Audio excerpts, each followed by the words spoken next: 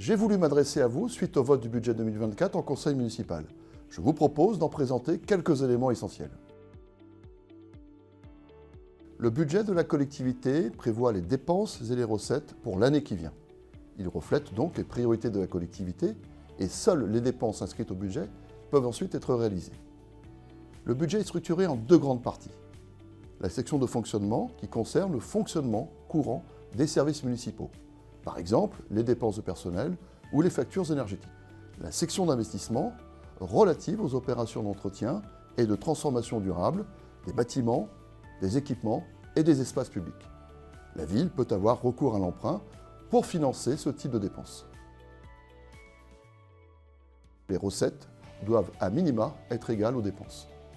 Ainsi, pour pouvoir financer ces investissements, la collectivité doit dégager une épargne, c'est-à-dire que ses recettes doivent être supérieures à ses dépenses de fonctionnement. L'équilibre du budget pour les collectivités locales n'a jamais été aussi difficile à tenir en raison des crises qui se succèdent depuis celle du Covid. Par exemple, les dépenses de nos deux piscines liées au prix des fluides et de l'énergie ont augmenté de 75% entre 2022 et 2023. Le coût des matières premières influence aussi le prix des grands investissements urbains.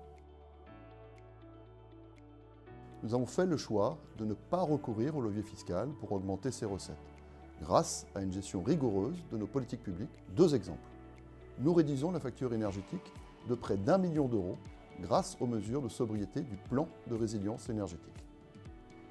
Nous adaptons nos politiques des parkings et des piscines pour augmenter leur fréquentation et ainsi réduire la contribution de la ville dans l'équilibre de ses budgets annexes.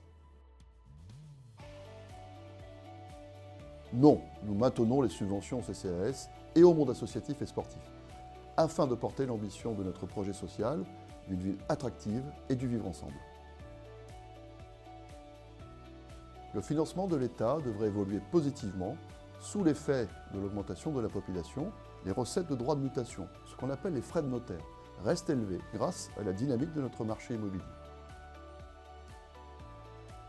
Les ambitions restent très fortes pour financer les priorités de la ville. De grosses opérations de renouvellement urbain, comme à Bois-du-Château et à Carbenalec-Nord. Les nouvelles halles de Merville, la première phase du grand parc sportif du Stade du Moustoir et la tribune, exemplaire d'un point de vue environnemental. Le plan Ambition École 2035, qui vise à adapter les écoles de Lorient aux grands enjeux de demain.